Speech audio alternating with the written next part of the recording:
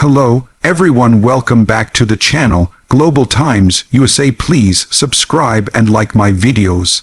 Today, we are diving into breaking developments surrounding the Ukraine-Russia conflict, where once again, Ukrainian drones have managed to strike Moscow, targeting some of the most expensive and iconic towers in the city. Reports indicate that billion-dollar towers are on fire, the skyline of Russia's capital is under attack, and the world is left questioning how these drones are able to penetrate one of the most heavily defended airspaces on the planet. In this review and detailed breakdown, we will explore the situation as if it were an advanced piece of technology, examining its exterior, interior, performance, safety features, unique selling points, costs, and finally drawing a conclusion on what this means for the ongoing war and for global security. From the exterior perspective, Moscow's skyline has always been presented as a symbol of Russia's economic power and global standing. The skyscrapers, often costing billions of dollars to construct, were intended to showcase wealth, stability, and futuristic architecture. Now, the exterior tells a very different story. Smoke rising from glass towers, flames reflecting off steel and mirrors, and windows shattered by the impact of drones. These strikes are reshaping the image of Moscow, transforming symbols of pride into images of vulnerability. The exterior view is also a reminder of how modern warfare has evolved. It is no longer just about tanks and missiles, but small, relatively low-cost drones capable of bypassing defenses and causing billions in damages. The glassy, shiny structures that once stood as monuments of prestige are now a canvas for destruction, showing burn marks and cracked facades where once there was luxury and glitter. Moving inside, the interior story is even more dramatic and tragic.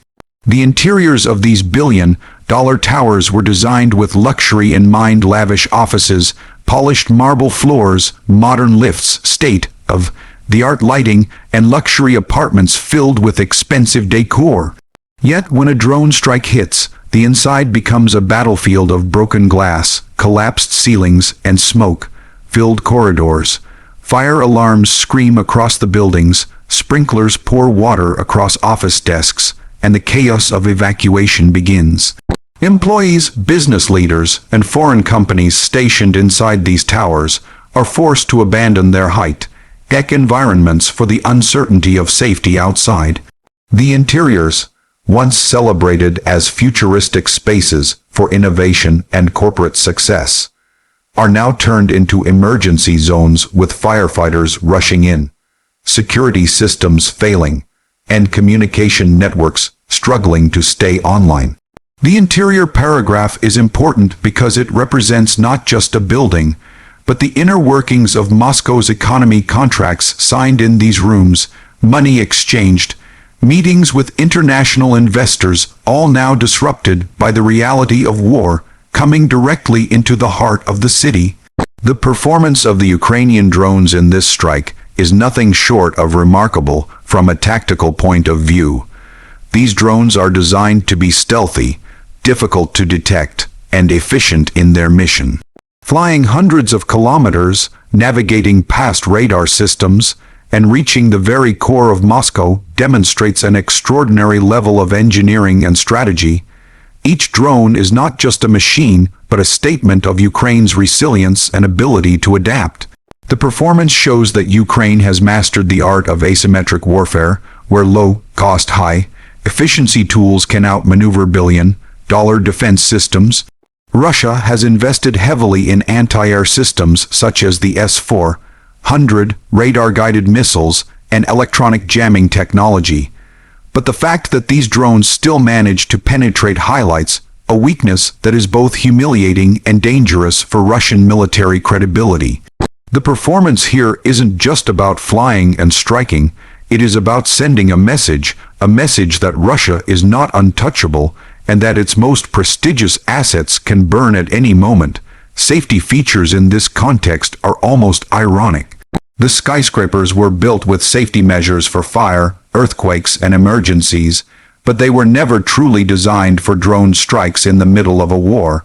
Evacuation procedures, fire suppression systems, emergency staircases, all of these features were activated during the strike. Yet, the true safety question lies in the defense systems that were supposed to protect Moscow. If Moscow, with its layers of anti-aircraft systems, could not ensure the safety of its billion-dollar towers, what does this say about the rest of Russia's urban centers? Safety becomes relative. For citizens, safety means escaping alive. For the government, safety means maintaining control over the narrative, trying to show the world that the situation is under control. For Ukraine, safety features mean creating drones that are harder to shoot down, more resistant to jamming, and more accurate in their targeting. The safety angle of this strike demonstrates that in modern conflict, traditional ideas of protection are rapidly becoming outdated. The unique selling points of this situation are tied directly to symbolism and perception. On one side, Ukraine is showing the world that its drones are capable of hitting Moscow at will, even against all odds. That becomes a propaganda tool, a morale booster, and a way to draw global attention. On the Russian side, the attack reveals vulnerabilities that undermine the image of Moscow as an impenetrable fortress.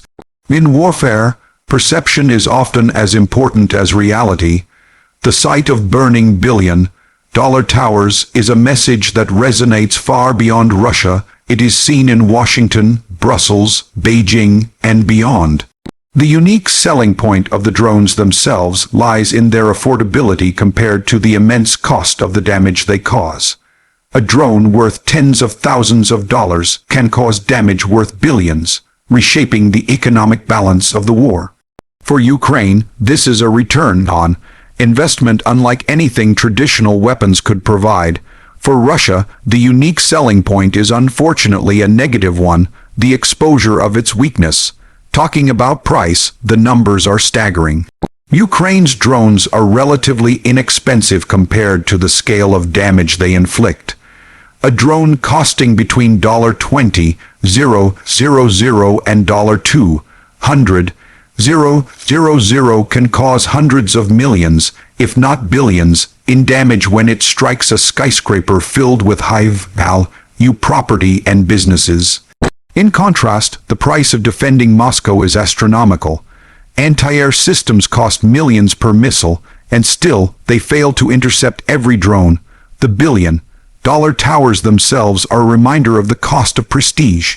Billions poured into glass and steel now go up in flames because of drones that cost less than a luxury car. This price imbalance is at the heart of modern warfare. For Ukraine, it's an efficient strategy. For Russia, it's a financial disaster and a long-term economic wound. In conclusion, the latest Ukrainian drone strike on Moscow once again highlights the shifting dynamics of 21st century warfare. Exterior damage shows us a city that is vulnerable. Interior destruction shows us the chaos that follows. Performance metrics prove that small drones can defeat massive defense networks. Safety measures reveal that traditional structures are unprepared for modern conflict.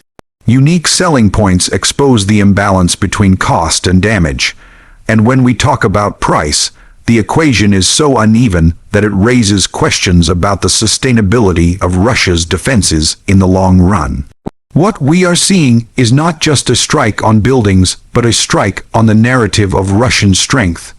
Billion-dollar towers on fire are not only about architecture, but about the crumbling image of invincibility. Ukraine has found a way to turn small investments into massive geopolitical impact. As this conflict continues, the world will be watching closely, not just to see the flames in Moscow, but to understand how warfare itself is being rewritten by drones, technology, and asymmetric strategies.